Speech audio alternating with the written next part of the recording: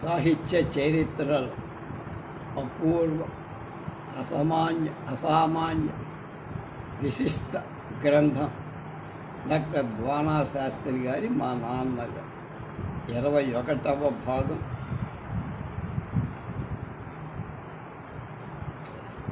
తొమ్మిది 5/20 పాలగుమ్మి పద్మరాజు గారి గురించి. వాళ్ళ అమ్మాయి పాలగుమ్మి సీతక్క.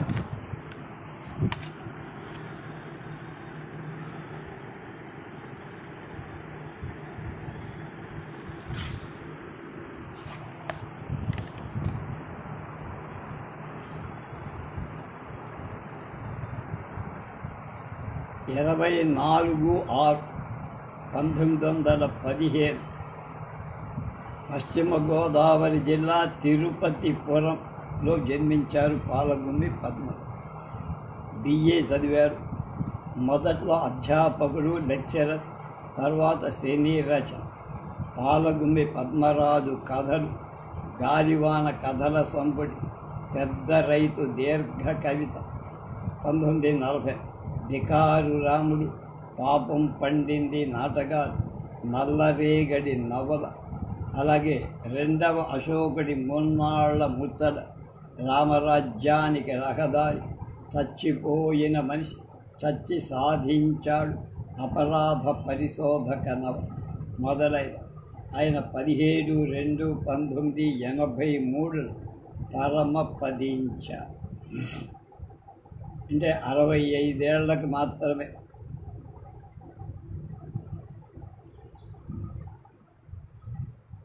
ఇతని పక్కనున్నప్పుడే నేను చిన్నవాడినిగా నాకు నేనే కనిపిస్తానని కృష్ణశాస్త్రి గారి చేత ప్రశంసలు పొందినటువంటి కథక చక్రవర్తి పాలగుమ్మి పద్మరాజు గారి జీవితాన్ని కొండ అద్దంలో కొంచెమైనట్లు వివరిస్తున్నవారు హైదరాబాదులో ఉన్న వారి కూతురు పాలగుమ్మి సీత.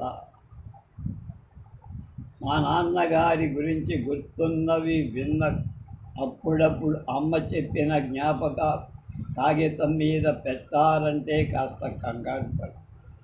నిజంగా రుబాయితుతో పద్యాల్లాంటి నాన్నగారితో గడిపిన రోజులు తలుచుకున్నప్పుడల్లా నాకు ఆనందం లాంటి విచారం. నాన్నగారి రచనల గురించి మాట్లాడే సత్తా కానీ అర్హత కానీ నాకు లేదు. అందుకే నాణ్యానికి రెండో వైపు అంటే నాన్నగారి వ్యక్తిగతమైన జ్ఞాపక రాయటానికి పూనుతా. ఓ క్రమంలో ఈ జ్ఞాపకాలు ఆవిష్కరిస్తే అదో హిస్టరీ పాఠంలా ఉంది. అది నాకు ఇష్టం లేదు. హిస్టరీ అంటే నాకు ఒకటి జ్ఞాపకం. మా చెల్లెలు రత్న హిస్టరీ విద్యార్థి, యూనివర్సిటీ గోల్డ్ మెడలిస్ట్. కానీ న్యూస్ పేపర్ చదవమంటే బద్దకించే రకం. పిల్లలందరూ రోజు న్యూస్ పేపర్ చదవాలన్నది నాన్న ఆజ్ఞ. ఒకరోజు నాన్నగారి ఇంట్లోకి వస్తూనే రత్నని ఒక వార్త గురించని, ఈరోజు నేను పేపర్ చదవలేదంటూ ఏదైనా హిస్టరీ అయితే తప్పక తెలుసుకునే ప్రయత్నం చెయ్యవా కానీ అని అర్థం అని నవ్వుతూ చొరకేసి నాన్నగారు కోప్పడ్డా అందులో హ్యూమర్ ఉంది. నాన్నగారికి వుడ్ హౌస్ హ్యూమర్ అంటే చాలా ఇష్టం. అయితే నాన్నగారి జీవితం సరదాగా నవ్వుల బండిగా సాగల. 9 ఏళ్ల వయసులో తండ్రిని పోగొట్టు తాతగారు రాజమండ్రిలో స్కూల్ టీచర్, 3 తమ్ముళ్ళు, 1 చెల్లెలతో నాన్నగా ఆయన తాతగారి ఊరైన తిరుపతిపురం చేరారు. 2 ఏళ్ల తరువాత నాన్నగారి తాతగారు కూడా వెళ్ళిపోయారు. స్వతహాగా నాన్నగారు మొహమాట, ఎవరి దగ్గరైనా సాయం తీసుకోవాలంటే ఓ పట్టాన ఆయన కథల మొహమాటం వల్ల సినిమా ప్రపంచంలో ఆయన చాలా నష్టపోయారు పద్మరాజు. మా నాన్నగారి జన్మస్థలం తిరుపతిపురంలో. నాన్నగారి ఎదిరింట్లో ఓ టైలర్ ఉండేవారు. ఆ రోజుల్లో బట్టలు కుట్టించుకునే స్తోమత కూడా లేదు. అందువల్ల నాన్నగారు అతని సాయం చేస్తూ మెల్లగా దర్జీ పనంతా నేర్చుకున్నారు. నాకు బాగా ఊహ తెలిసిన తరువాత నాన్నగారు తన చొక్కాలు తానే కుట్టుకోవడం చూసి మా బట్టలు కూడా నాన్నగారు కొట్టడం నాకు తెలుసు. నాన్నగారి వయసు 21 ఉండగానే అమలాపురం ప్రాంతానికి చెందిన సత్యానందనం అనే ఆమెతో అప్పుడావిడ వయసు 12 వివాహమై అమ్మగారి ఏ కోరికలు ఉండేవి కావు. కుటుంబ పోషణలోనే ఆమె సంతృప్తి. అన్ని విషయాలు అందరికీ తలలో నాలుక. అన్నపూర్ణ వంటిది అమ్మ. మా నాన్నగారు మమ్మల్ని చాలా స్వేచ్ఛగా పెంచి కట్టుబాట్లు లేవు. మగపిల్లల్లాగానే పెంచారు. సైక్లింగ్, ఈత వంటివి నేర్పారు. ఆయన అభిప్రాయాలు మాపై ఎప్పుడూ రుద్దరు. అటువంటి నాన్నగారు దొరకడం మా అదృష్టం. నాన్నగారికి భాష అంటే తగని మక్కు. ఈ మక్కువే ఆయనను బహుభాషా కోవిదుడిగా. నాన్నగారు సంస్కృత పండిత్. జర్మన్, ఫ్రెంచి భాషలు తెలుసు. హిందీ, తమిళం, కన్నడ భాషలపై మంచి పట్టు ఉంది. ఆ భాషా వారసత్వమే మాకు అలవాటు. నేను మలయాళీని పెళ్లి చేసుకొని నా చెల్లెలు రత్న తమిళుణ్ణి పెళ్లి చేసుకుని మా ఇంట్లో మా పిల్లలతో సగా తెలుగు, మలయాళం, తమిళ, హిందీ, ఇంగ్లీష్ మాట్లాడు. నాన్నగారి రచనా వారసత్వం మా కుటుంబంలో నాకు కొంచెం వచ్చి, అంటే కథలు, నవలు కాదు కానీ మీడియాలో స్క్రిప్ట్ రచించారు, డబ్బింగ్ వచ్చు, రీమేకింగ్లో ప్రావీణ్యం. దీనికి నాన్నగారి ప్రభావమే కారణం అనుకోండి. మా నాన్నగారు చదువుకుంది ఎంఎస్సీ కెమిస్ట్రీ, బెనారస్ హిందూ విశ్వవిద్యాలయం. ఆయన చదువంతా స్కాలర్షిప్పుల మీదే. బనారస్లో ఉన్న ఇంటికి వచ్చేందుకు డబ్బులు ఉండేవి కాదు. ట్యూషన్లు చెప్పి కొంత డబ్బు దాచుకునేవారు. ఆ డబ్బుతో ఒక స్నేహితుడి వల్ల సైకిల్ ఎక్కి ఉత్తరప్రదేశ్లో చాలా చోట్ల తిరిగారు. ఆ అనుభవమే తన కథల్లో ఉపయోగించబడిందని చాలాసార్లు మాతో అనేవారు. నాన్నగారి కథల్లో పాత్రలు చాలా మన చుట్టూ సజీవంగా ఉన్నవాళ్ళు. దీనివల్ల చాలా చెక్కులు కూడా వచ్చి, మా పెద్దమ్మ ఒక కథలో నా గురించే రాశావని నాన్న మీదకి దెబ్బలాటకు వచ్చిన సంఘటన నాకు ఇంకా. నాన్నగారి చిన్నప్పుడు పెంచిన దాది పేరు పుల్లి. పుల్లి అంటే నాన్నగారికి ఇష్టంగా చాలా కథల్లో పుల్లి కనపడుతూనే ఉంటుంది. నాన్నగారికి చాలా పేరు సంపాదించి పెట్టిన కథ గాలివాన అని అందరికీ. గాలివాన కూడా ఆయన జీవితంలో ఓ భాగం. 1948లో భీమవరంలో ప్రస్తుతం డిఎన్ఆర్ కళాశాలలో పనిచేస్తూ ఉండేవారు. ఓ రాత్రిపూట భయంకరమైన ఈదురు గాలుల బోరున వర్షం పడి గాలివాన అనుకున్నారు. అమ్మా నాన్నగారు ఉంటున్న ఇల్లు కూలిపోతుందేమో అన్న అనుమానం పక్కింటికి వెళ్ళి ఉన్నారు. దురదృష్టం ఏమిటంటే నాన్నగారి ఇల్లు బాగానే ఉంది, పక్కిల్లు కూలిపోయి అమ్మకు తక్కలేనని దెబ్బలు తగ్గి 27 చోట్ల ఎముకలు విరిగాయి. ఈ సంఘటన నాన్నగారిని కకావికలి. ఎప్పుడు ఆరోగ్యంతో నవ్వుతూ తిరిగే అమ్మ మంచానికి పరిమిత కావడం నాన్నగారిని చాలా బాధించింది. నాన్నగారి కోపం అంటే తెలియదు. చెడ్డ పని చేసే వారిపైన కూడా చదువుకున్న కోపం వచ్చేది కాదు. ఒకరోజు మా ఇంట్లో దొంగలు పడి చాలా వస్తువులు ఎత్తుకుపోయారు. వస్తువులు పోయిన బాధతో ఉంటే నాన్నగా దొంగ చాకచక్యాన్ని, తప్పుడు కాకుండా వాడు వచ్చిన తీరుని పొగుడుతూ ఆశ్చర్యం వ్యక్తం చేయడం నాకింకా గుర్తు. మనుషుల్లోని నెగిటివ్ క్యారెక్టర్ని కూడా పాజిటివ్గా చూడటం ఆయనతో అలవాటై కథకుడిగా సాహిత్య జగత్ నాన్నగారికి పెద్ద పీటే వేసి. అయితే నాన్నగారి మొదటి రచన మాత్రం పద్యం. కృష్ణాపత్రికలో నాన్నగారి పద్యాలు చాలా వచ్చాయి. కాటూరి వారు, దేవులపల్లి వారు బావా ఈ పద్మరాజు గొప్ప కవి అవుతారు, కవిత్వం వదలకపోతే అన్నారు. ఉరిటిపాటు, చీకటి వంటి పద్య కవితలు అప్పట్లో చాలా పేరు ప్రతిభలో ప్రచురింపబడిన అప్పుడు అనే కవితను ద్వానాశాస్త్రి గారు సాహిత్య కబుర్లో ఉదాహరణ. చిన్నప్పటి నుంచి పద్యాలు అల్లడం వల్ల సినిమాలకు కథలు అందించే రోజులు అడపాదడపా పాటలు కూడా రాసేవి. నాన్నగారి జాషువా అంటే అభిమానం. ఆ అభిమానమే రాడికల్ డెమోక్రాటిక్ పార్టీ వైపు నడిపించింది. నాన్నగారు కథకుడిగా ఆయన కథలు చదివిన బిఎన్ రెడ్డి గారు పట్టుబట్టి మద్రాసు తీసుకొచ్చారు. నాన్నగారు కథ అందించిన మొదటి సినిమా బంగారు పాప. అది బాగా విజయవంతం కావడంతో ఆయన సినిమా ప్రస్థానం నిరాఘాటంగా డైరెక్షన్, కథ, స్క్రీన్ ప్లే, మాట, పాట అలా అనేక శాఖల్లో ఆయన తన ముద్ర ఎంత సంపాదించినా తనకంటూ ఏదీ వెనక వేసుకోలేకపోయి చివరకు ఆయన సొంత ఇల్లు కూడా. అటుపై నాన్నగారికి చాలా ఇష్టం ఆటలు. ఆయన మంచి టెన్నిస్ ప్లేయర్. ఈత అంటే ప్రాణం. ఆరోగ్యం పట్ల తగని మొక్క. అలాగే కాస్త జ్వరం వచ్చినా తెగ భయపడిపోయి ఎడాపడా 1-2 మందులు వాడు. పైగా మందుల కాంపోజిషన్ పైన విపరీతమైన పట్టింపు ఉండేది. నాన్నగారి మరణం కూడా హఠాత్తుగా చిన్నపాటి వాతావరణ మార్పు వల్లే జరిగింది. జాతీయ చలనచిత్ర అవార్డుల సంఘం జ్యూరీ మెంబరుగా నాన్నగారు ఉండేవారు. ఈ సంఘం సమావేశానికి నాన్నగారు హైదరాబాద్ నుండి ఢిల్లీ వెళ్ళారు. ఆ రోజు ఫిబ్రవరి 16, 1980 ఢిల్లీలో విపరీతమైన కోల్డ్ -4 డిగ్రీలు. దానితో ఊపిరితిత్తుల సమస్య ఎదురై ఆసుపత్రిలో చేర్చిన 10 గంటల్లోనే ఆయన మరణం. ప్రతి మనిషిలో 2 ముఖ్యమైన తేదీలు ఉంటాయన్నది నాన్నగారి ఫేవరెట్ కొటేషన్. ఒకటి పుట్టినది, రెండోది. నాన్నగారు పుట్టింది జూన్ 24, 1917. మమ్మల్ని ఒంటరి వాళ్ళను చేసి వెళ్ళిపోయి ఫిబ్రవరి 17, 1983. చాలా కాలం గాయాలను మాన్పిస్తుందంట. నాన్నగారు పోయి 25 ఏళ్ళు గడుస్తున్న అమ్మ ఇంకా మా మధ్యనే ఉన్న. నాన్నగారు పోయారనే గాయం ఇంకా మాకు పచ్చగానే కిలుకు వేస్తోంది.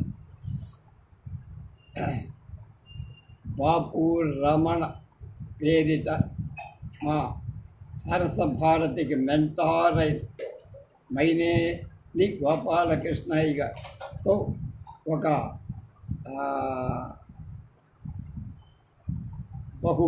స్మారక బహుమతి ఇప్పించాలని నేనే భావించే సరే ఓకే అన్నారు.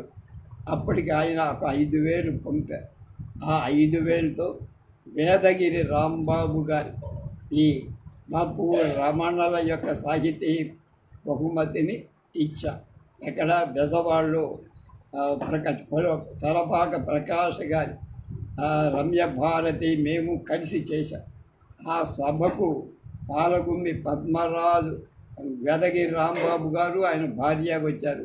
పద్మరాజు గారి కూతుళ్ళు ఇద్దరు వచ్చినట్టు నాకు బాగా జ్ఞాపకం ఉన్నంతవరకు.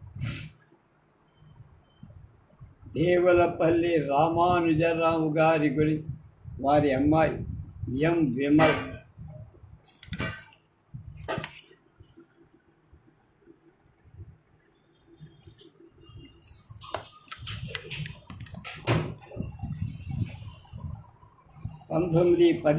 ఆగస్టు 25 వరంగల్ దగ్గర దేశాయిపేటలో జన్మించారు.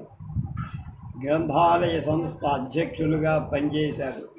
ఆంధ్రప్రదేశ్ సాహిత్య అకాడమీ కార్యదర్శి, ఉస్మానియా విశ్వవిద్యాలయానికి తాత్కాలిక ఉపాధ్యక్షుడు.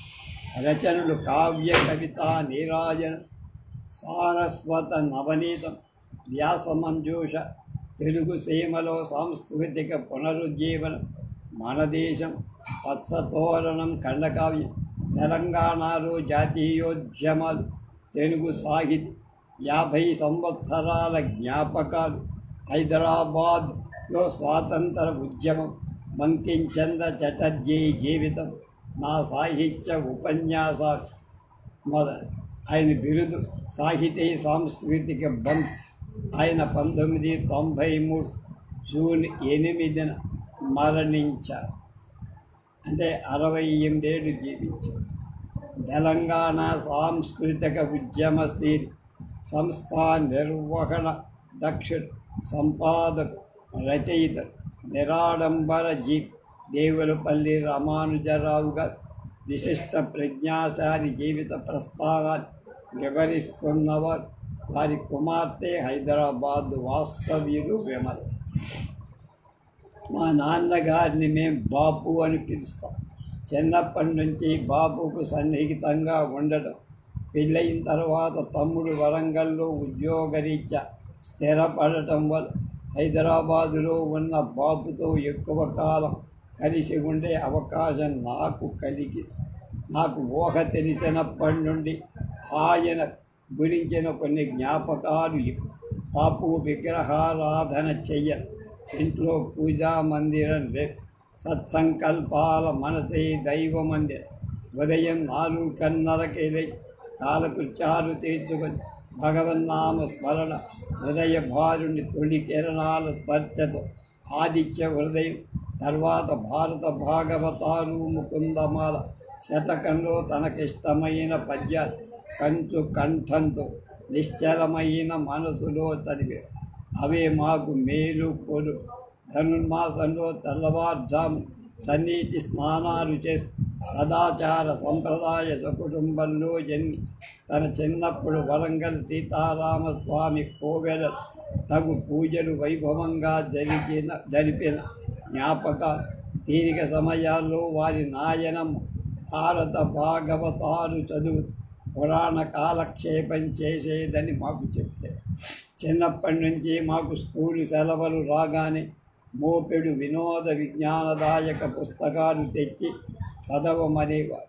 సమిష్టి కుటుంబంలో పిల్లలందరూ మా సహాధ్యాయులతో సహా ఎంతో ఆనందంగా చదివేవాడు. తొలిజామునే పళ్ళుతో ముకో తల్లి, నీ నోట ముత్యాలు నిక్షేపమై మెర లాంటి గీతాలు వల్లెవేస్తూ పోటీ పడి చదివేవాడు. అది ఒక రకంగా పరోక్షంగా మనోవికాసానికి మాకు ఆయన ఇచ్చిన చిలకమర్తి వీరేశలింగం పంతుల వంటి మహనీయుల జీవిత చరిత్ర ఉత్సాహంగా చదివేవారు. ఇంట్లో అలమారులో పుస్తకాలు మాకు చిన్నపాటి గ్రంథాలు. బాపుకు చిన్నప్పటి నుంచి పట్టణాసక్తి. విద్యార్థి దశ నుండి వివిధ రంగాల్లో రాజకీయ, సాహిత్య, సాంస్కృతిక మహనీయులతో, విద్యాధికులతో వయోభేదం లేకుండా సన్నిహితంగా మెదిగారు. ఉత్సాహంతో, ఉత్తేజంతో కార్యకలాపాలు నిర్వహించారు. ఆనాటి సమర్థమైన గురువుల శిక్షణ పదే పదే గుర్తు తెచ్చుకునేవారు. ముఖ్యంగా గణిత శాస్త్రాన్ని బోధించే అరుణాచల శాస్త్రి గారి పట్ల ఆయన ప్రత్యేక అభిమానం. మా తాతగారి సాహిత్యం పట్ల అభిరుచి, స్వయంగా సాహితీ పోషణ. ఆ రోజుల్లోనే కవి పండితులు ఆదరించి వాటిలో వాళ్ళకి వసతి సౌకర్యాలు కలిపి చర్చలు, సమావేశాలతో ఆనంది. ఇంటి వాతావరణం, సహజ ప్రతిభ. మామయ్య మహాకవి నెల్లుట్ల రామకృష్ణామాత్య సాంగత్యం.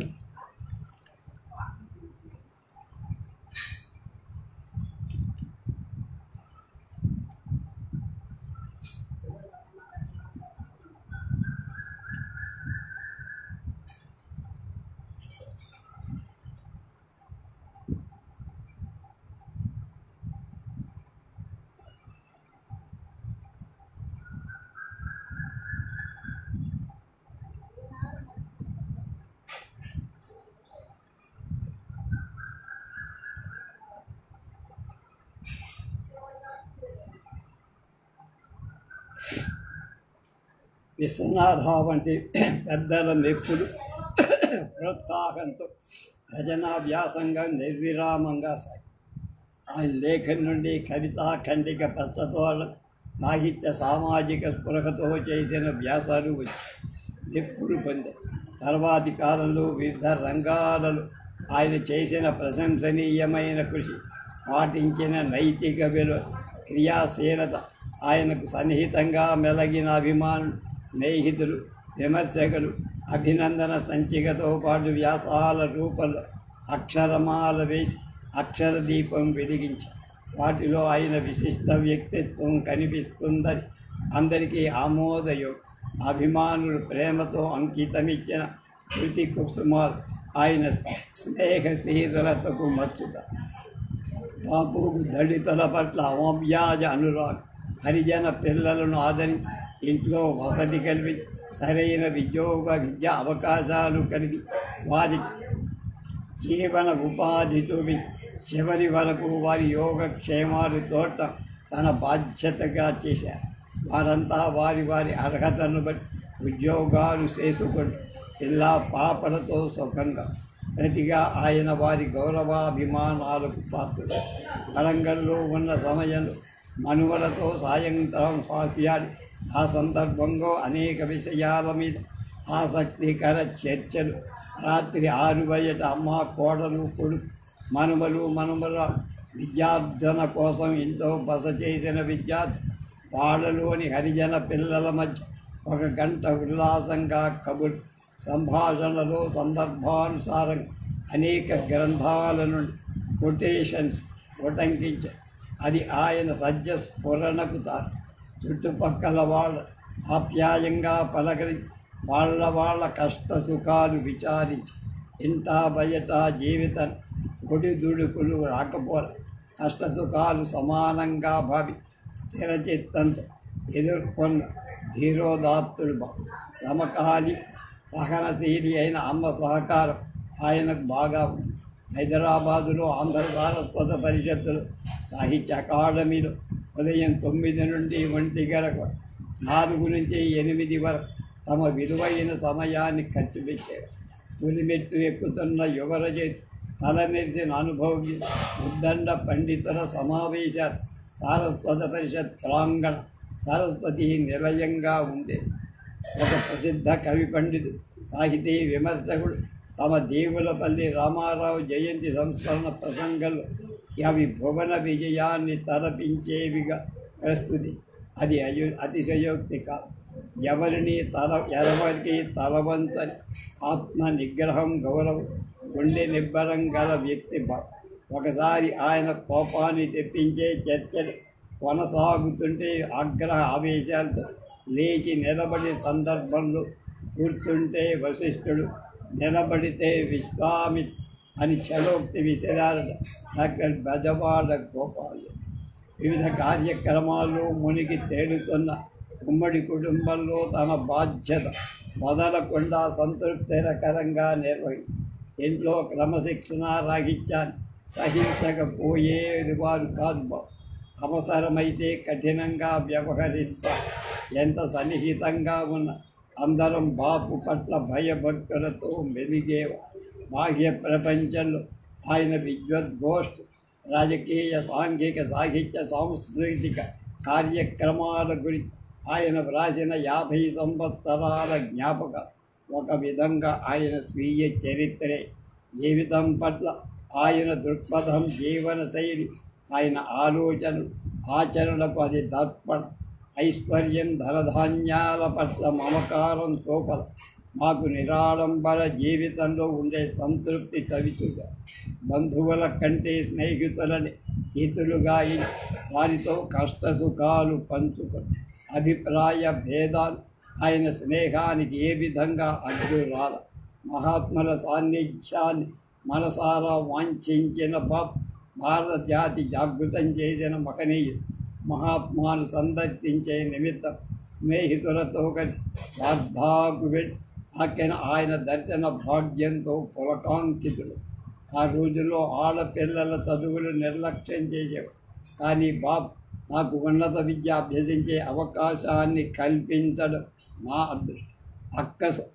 అక్కను హై స్కూల్ విద్యతో ఆపేసిన వివాహం తర్వాత హిందీ పరీక్షలై హిందీ, ఇంగ్లీష్ భాషలు తగు పరిచయం కలిగించి భాషా ధ్వరభిమానాలే అన్ని భాషల మతాలపై అభిమానం కలిగి సకల భారత దృక్పథం కలిగి ఉంది. హైదరాబాద్ సంస్కృతి పట్ల ఆయనకు మక్కువ ఎక్కువ. రమ్యమైన ఉర్దూ భాషపై అభిమానం. ఇక సంస్కృత భాషపై ఆసక్తి అందరికీ లేదు. ఆంగ్ల భాషలో ప్రావీణ్యం. అనేక మాతృభాషా సంస్థలతో ఇతర భాషా సంస్థలతో కూడా అనుబంధం, పరోపకారమే ధ్యేయంగా గల బాబు ఆశ్రితులకు ఉచిత రీతి సహాయం చేశారు. ప్రతిభ పాండిత్యాలు సహజంగాను స్వయం కృషితోనూ రావు. దక్షత గలవాడు అర్హులను ఏ మూల ఉన్నా ప్రోత్సహించి ఆదరించాలని ఆయన తపన. బాపు విమర్శకు దడిసేవారు కా, నిజానికి పట్టించుకునేవారు కా, సమక్షంలో లేనివాడు గురించి పల్లెత్తు మాటైన ఆయన నోటెంబడి ఎప్పుడు వెళ్ళ. పరలోకానికి వెళ్ళిన వాళ్ళని కూడా విమర్శించే కుహనా సంస్కృతి వెళ్ళి విరుస్తున్న ఈ రోజులు ఆయన నిబద్ధత అనుసరణీయం. అమ్మ వీలైనంత వరకు కుటుంబ సమస్యలను బాపుకు దూరంగా ఉంది.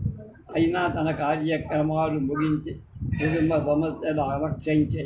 ప్రతి నెల వరంగల్లో కొన్ని రోజులు గడిపి అక్కా తమ్ముడు వారి పిల్లల బాగోలు విచారి అభివృద్ధికి తగిన సూచనలు చేశారు.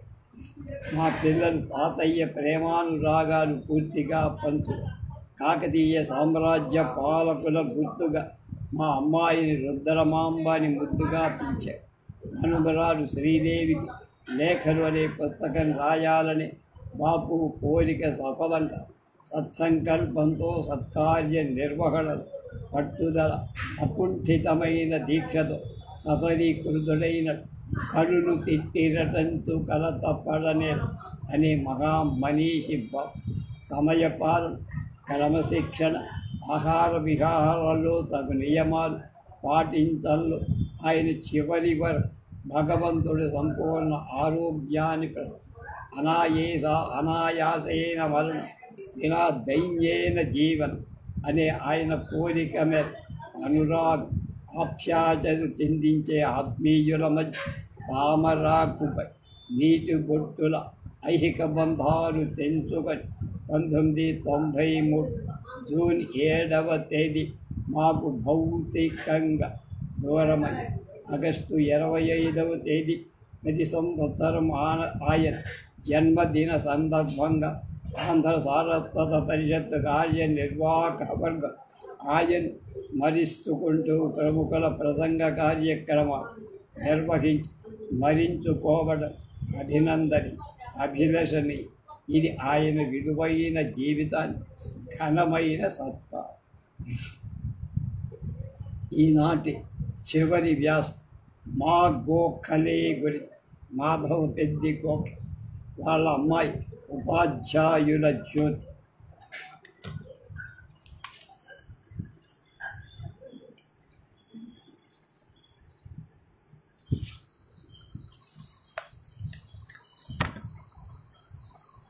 పంతొమ్మిది 17 గుంటూరు జిల్లా బ్రాహ్మణ కోడు. పూర్తి పేరు మాధవ్ పెద్ది గోపాలకృష్ణ గోఖ. డ్రాయింగ్ టీచర్గా, చలనచిత్రాలకు కళాదర్శకుడిగా ఉన్నారు. మోగజీవాలు, గోఖలే కథలు, బర్లకట్టు పాపయ్య మొదలైన కథా సంపుట మనం చేసాము. విశేషాలు: యువ ఆంధ్రజ్యోతి పత్రికల బొమ్మలు వేయడం, చలనచిత్రాలు, శ్రీకృష్ణ పాత్ర, పాతాళ భైరవి విగ్రహ రూపకల్పనలు, కళా ప్రతిభ, స్వాతంత్ర సమర యోధులు కూడా ఆయన. 1981 ఆయన చనిపోయారు.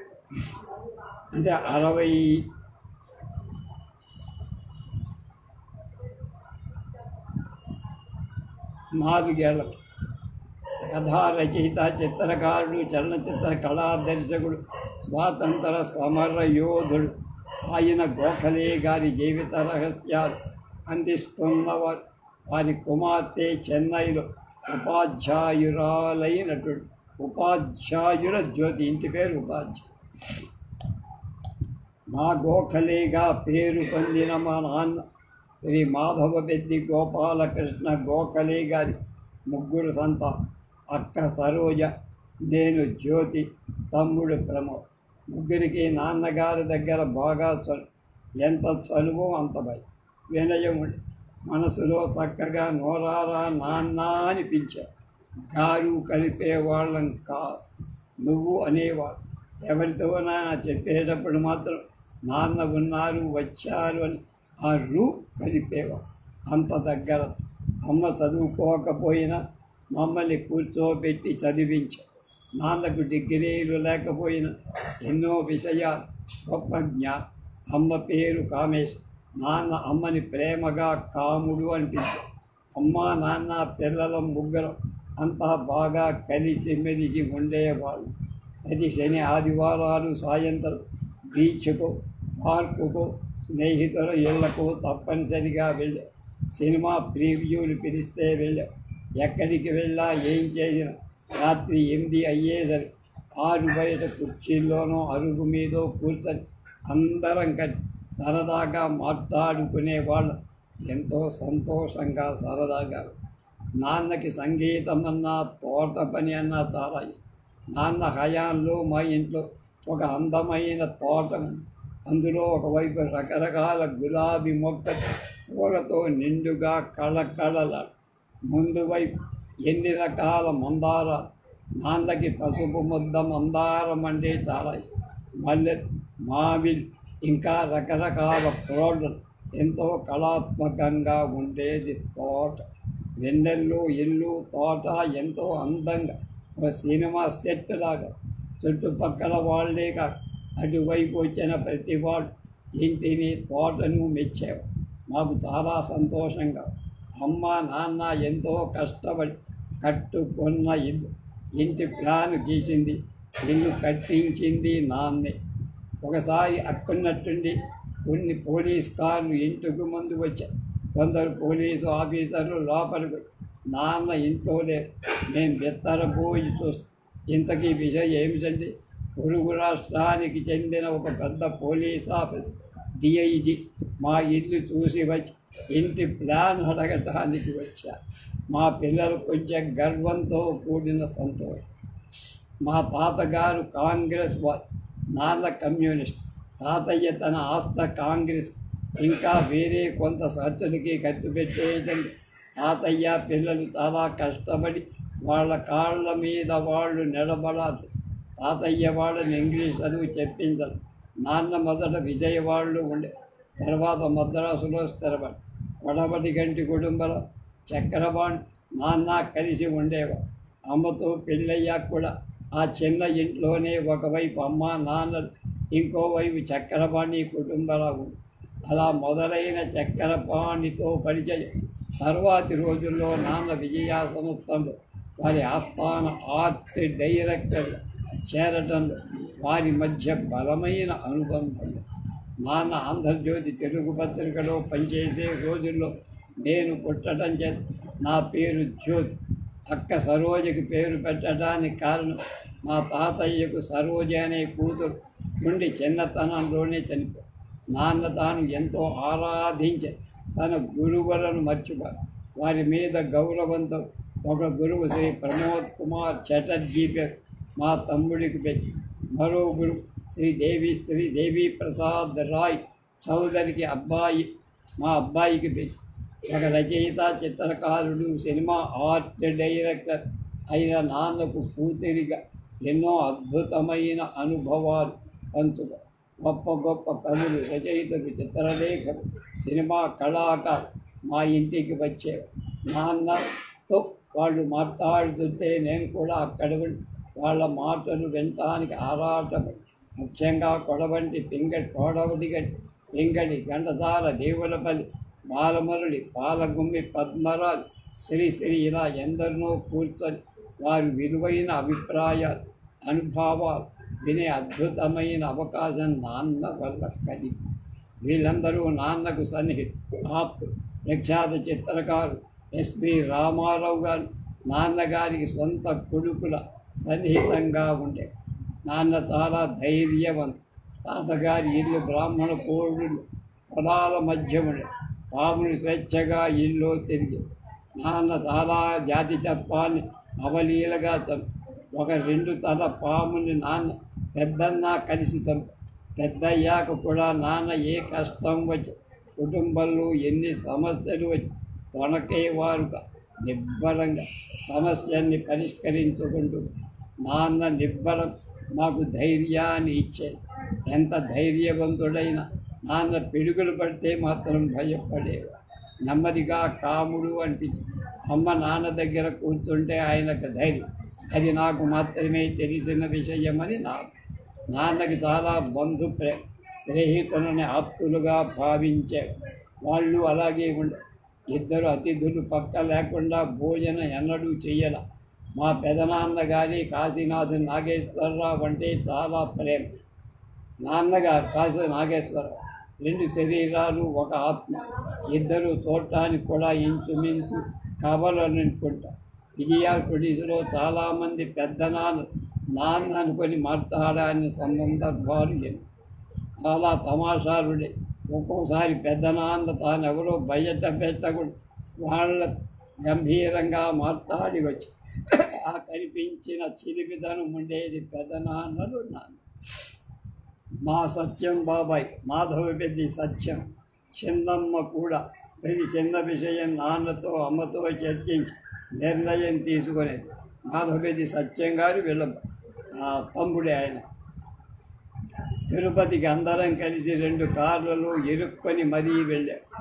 ఆఖరి బాబాయ్ శ్రీప్రసాద్ ఆయన భార్య కూడా మాతో కలిసి పోటాపోటీగా కార్లు నడిపిస్తూ అల్లరి చేసుకుంటూ వెళ్ళాం.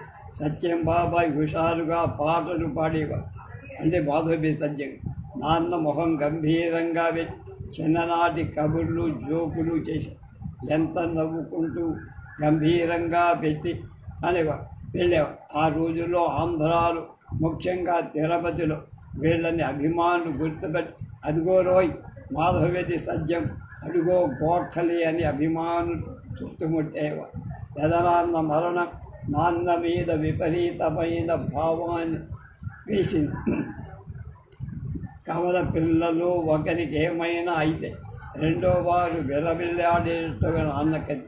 పెదనాన్నకు అంతు తెలియని రోగంతో ఎక్కువ రోజులు బాధపడిపో దానితో నాన్నకి ఒక రకమైన విరక్తి గడి లోపల కుంగిపోయి అమ్మకి చెప్పి చాలా బాధపడి పెదనాన్న మరణం నాన్న జీవితంలో ఒక పెద్ద మలుపు. కనిపించని మానసిక అశాంతికితో వేగిపోయి విజయ సంస్థలో నాన్న పర్మనెంట్ ఆర్ట్ డైరెక్టర్. చాలా సినిమాలకు పనిచేసి గొప్ప పేరు పొందారు. కళ విలువ తెలిసిన వారి దగ్గర పనిచేయదు, తన వాళ్ళు అనుకున్న వాళ్ళ దగ్గర పనిచేయదు ఎంతో సంతృప్తి. కానీ బయట వారి సంస్థలు కాళిదాసు వంటి ప్రతిష్టాత్మక చిత్రాలు పనిచేయటం నాన్న విజయ సంస్థ నుండి బయటికి రావాలి. అది నాన్న జీవిత అనుకోని ఆశించని. తర్వాత సినిమాల ద్వారా మంచి పేరు సంపాదించుకున్న నాన్న ఆర్థికంగా చాలా కష్టం. అంతకు ముందుగా జీవితం హాయిగా సాగల. పిల్లలు పెద్దవాళ్ళమయ్యా కనుక మా చదువులకి పెళ్ళిళ్ళకి ఖర్చులు ఎక్కువై, అంతేకాక జీవితంలో ఎంతో నీతిగా నిజాయితీగా ఉన్న అమ్మా నాన్న లోకంలోని ఇతర మానవ నైజాలు తెలియక అందరూ తనలాంటి వాళ్ళే అనుకొని చాలా విషయాల్లో మోసం. జీవితంలో చాలా చేదు అనుభవాలు ఎదురయ్యాయి. తల ఎత్తి బతికిన వారు తలదించుకొని కుంగిపోవటం మొదలుపెట్టి నాన్న చాలా సంతోషాన్ని ఆనందాన్ని చవి చూసిన సంఘటనలో మా తమ్ముడు ప్రమోద్ రీజనల్ ఇంజనీరింగ్ కాలేజీలో BE ఫస్ట్ క్లాసులో పాస్ అవ్వడం, నేను FA పాస్ అవ్వడం, మా అక్క ఆడపిల్ల విజయలక్ష్మి దుర్గ పుట్టడం, నాకు మా అబ్బాయి దేవి ప్రసాద్ జన్మించడం, మా పెదనాన్న కొడుకు మాధవపెద్ది రమేష్ రామారావు గారి సినిమాల్లో పాటలు పాడడం, మా సత్యం బాబాయ్ కొడుకు మూర్తి కూచిపూడి నర్తకుడిగా దేశాల్లో పేరు పొందడం మొదలు. నాన్న తాను చనిచేసిన సినిమాలకు చెందిన స్కెచెస్, డ్రెస్సుల డిజైన్లు మొదలై జాగ్రత్తగా ఫోటోలు తీసి భద్రపరిచి తాను చనిపోతానని ముందే తెలిసినట్టు తన పెయింటింగ్స్లో మిగిలిన వాడు చాలా చక్కగా అందంగా ఫ్రేమ్ కట్టి జాగ్రత్త నాన్న చాలా మంచి ఫోటోగ్రఫీ ఆయన హార్ట్. మా చిన్నప్పటి మా ఫోటోలు తీసిన ఆల్బమ్ చేయించేవారు. ఫోటోగ్రఫీ గురించి చాలా పుస్తకాలు చదివా. నేను చిన్నప్పటి పాచిముఖంతో కూర్చొని చదువుకుంటున్నప్పుడు తీసిన ఫోటోలు ఇప్పటికీ నా దగ్గర. మేం ప్రేమగా పెంచిన కుందేళ్లతో ఆడుకుంటున్న, బీచ్లో పిచ్చి గూళ్ళు కడుతున్న, సముద్రపు అలలతో ఆడుకుంటున్న ఇలా ప్రతి జ్ఞాపకాన్ని అందమైన ఫోటోలలో నాన్నతో ఎక్కువ కాలం గడిపే అవకాశం నాకే దక్కి చిన్నప్పుడు సెలవులకు ఎక్కువగా వరంగల్ వెళ్ళాను. అక్కడ రోజు పొద్దున్నే నాన్న సైకిల్ మీద కూర్చోబట్టి ప్రతాపరుద్రుడి కోటకు తీసుకెళ్ళి నన్ను ఒక చోట కూర్చోమని తాను అక్కడి శిథిల ఖండాలను బొమ్మలు గీసి దాదాపు మధ్యాహ్నం 2 గంటల వరకు అలాగే నాకు కూడా విసుగనిపించేది. నాన్న గీసే బొమ్మల్ని అక్కడి కళాఖండాలు ఆ పరిసరాలను చూస్తుంటే కాలం తెలిసేది. అలా నాన్నతో నేను చాలా ప్రాచీన ఆలయాలకు వెళ్ళాను. నాన్నలోని కళాతృష్ణను గమనిస్తూ ఆయన వేసింగన డ్రాయింగ్ను చూసి ఆశ్చర్యపోయేది. కొంత పెద్దదాన్నయ్యా నాన్న అప్పుడు తాను రాసిన కథను పేరు చేసి ఇమ్మని అడిగేవి. తర్వాత కొన్ని కథలు ఆయన చెప్తుంటే రాసి పెట్టేది. పుస్తకాలు విపరీతంగా చదివే అలవాటు నాన్న నుంచే నాకు మా పుట్టినరోజుకి మంచి మంచి పుస్తకాలు బహుమతిగా కొనిపెట్టే. అక్కని నన్ను తమ్ముడిని కూర్చోబెట్టి మా బొమ్మను గీశాను, పెయింటింగ్స్ వేశాను. తనని తాను అద్దంలో చూసుకొని తన బొమ్మ గీస్తుంటే నేను చాలా అద్భుతంగా చూశాను. నాన్న పెయింట్ బ్రహ్మనాయుడు, బొబ్బిలి మల్లన్, పావురాలు ఆనాటి ప్రఖ్యాత నటులు కొందరు నచ్చి కొందామని ప్రయత్నం. కానీ ఎంత మొత్తం చెప్పినా నాన్న అమ్మట ఒప్పు. నాన్నకి దేవుడంటే చాలా గొప్ప అనుబంధం. సినిమాలో శ్రీకృష్ణుడి రూపాన్ని తీర్చిదిద్దిన వారు ఆ రూపంలో ప్రజల మనసుకు హత్తుకు. తిరుపతి వైభవం డాక్యుమెంటరీ సినిమా కోసం నాన్న తిరుపతిలో వెంకటేశ్వర స్వామి విగ్రహం పాదాల చెంత 4 రోజులు కొద్ది గంటల సేపు కూర్చొని బయటకు వచ్చిన తర్వాత తాను చూసిన వాటిని జ్ఞప్తి తెచ్చుకొని స్వామివారి విగ్రహం గర్భగుడి సెట్టు వాస్తవం అని భవించేటు తీర్చిది. స్వామివారి పాదాల దగ్గర కూర్చునే అదృష్టం ఎంతమందికి దక్కుతుంది.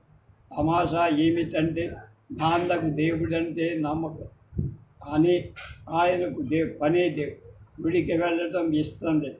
కానీ మా అక్కకు చిన్నప్పుడు దెబ్బి చేసి బతకదనుకున్న అమ్మ మొక్కు తీర్చడం కోసం, కేవలం అమ్మ సంతృప్తి కోసం మొదటిసారి తిరుపతి. లేకపోతే ఎన్నిసార్లు తిరుపతి వెళ్ళినా మాకు క్షేత్ర దర్శనం నాకు ప్రకృతి. నాన్న సత్యవాడు, చాలా పుణ్యాత్. చిన్ననాటి స్నేహితులు మసలవారు, మోరివారు, మల్లారివారు, ఇతరులు ఆయన మంచితనాన్ని కళని తలుచుకొని మా గోఖలేని ఆత్మాయంగా. నాన్నకు దేవుడిలో నమ్మకం లేకపోయినా దేవుడికి అనయనంటే చాలా ఇష్టం అనుకోండి. అందుకే తన దగ్గరకు తొందరగా పిలుచుకుంటూ మేము మంచి పిల్లలం అవునో కాదు, వారి ఇంటి ఆడపడుతును కాబట్టి, ముఖ్యంగా మా నాన్న కూతుర్ని కాబట్టి నా అదృష్టం. రేపు పోయి భీమన్న గారి గురించి వారమ్మాయి విజయ భారత్ చెప్పే విషయాలు తెలుసుకో.